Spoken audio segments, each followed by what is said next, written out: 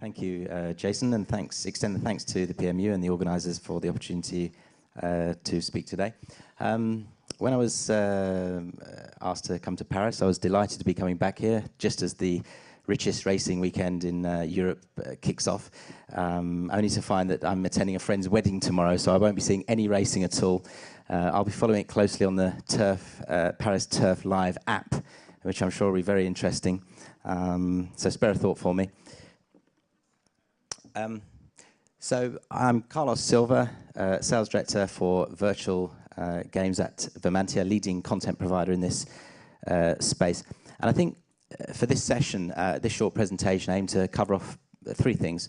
Number one, demonstrate what virtual games really are, with a hopefully quite compelling but short video.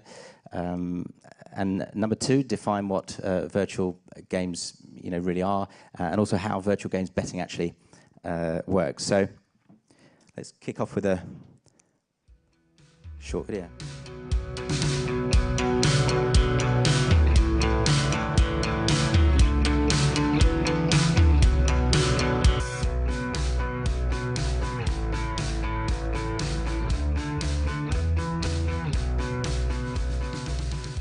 Okay, so I should say the content is available from other virtual providers.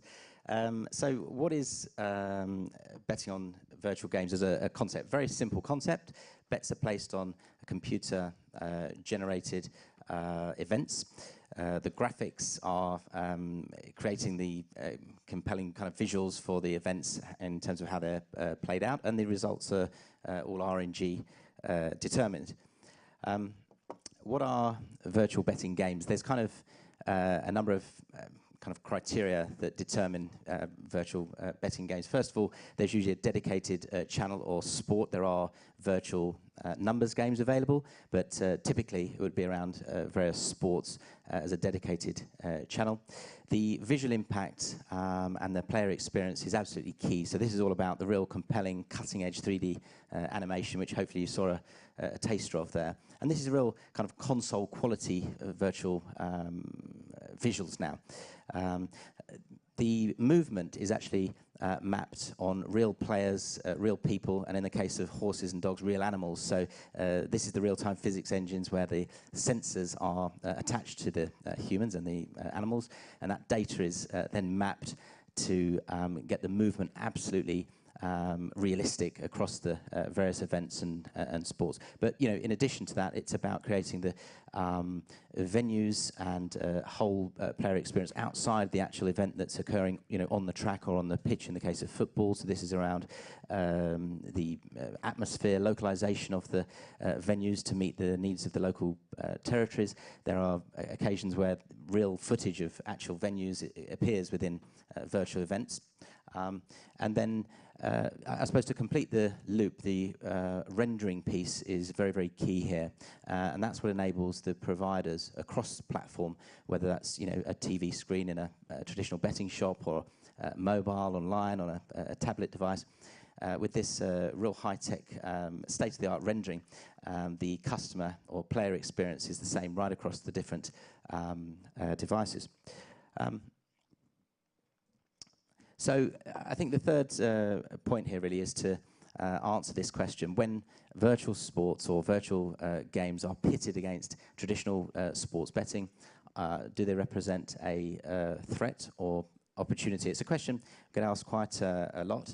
And the way I'm going to answer this question is by explaining the benefits of virtual games, and you'll make your own decisions thereafter. So virtual events, virtual sports, virtual betting, virtuals, as it's now being called, that's the buzzword. It's all around 24/7 opportunities. So many moons ago, virtual betting was created to plug gaps in between live events, or whether no live schedules available for players to bet on. The more opportunities for betting markets, then the longer the punters may stay in your shops and remain on your websites. And for inexperienced gamers or players, it's a easy way to engage with a betting opportunity that's quite compelling and rewarding, and it's quite quick and fast moving. And of course, we've mentioned, this is completely cross-platform, so it's, appealing to all different generations of gamers and players and sports bettors.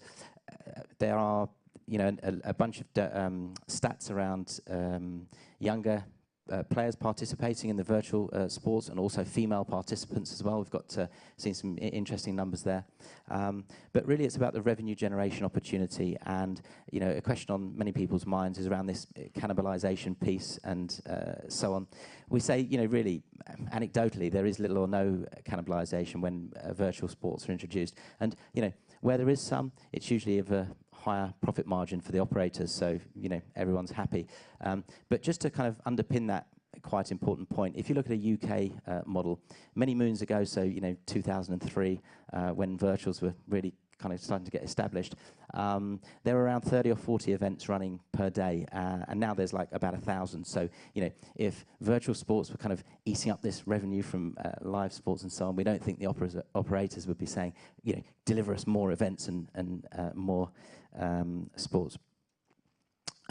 So the whole concept of the virtual sports, virtual games, is just that, virtual, but in terms of the money and the betting opportunity, very, very real, and a great opportunity to boost betting revenues. Just some very high level numbers there on the revenue piece. This year, global turnover on virtuals is expected to exceed $9 billion of US dollars. In terms of retail turnover, this varies, but this number covers the kind of global market. It's 10 to 15% of real retail turnover and growing. And the online piece itself, so this is across websites, mobile, etc. Virtuals represent 7 to 10% of that sportsbook net profit for online. We think virtuals is very much a great opportunity for all. I wanted to say that be delighted to answer questions and talk about opportunities beyond this forum, and thank you for the opportunity to introduce our virtual concept this afternoon.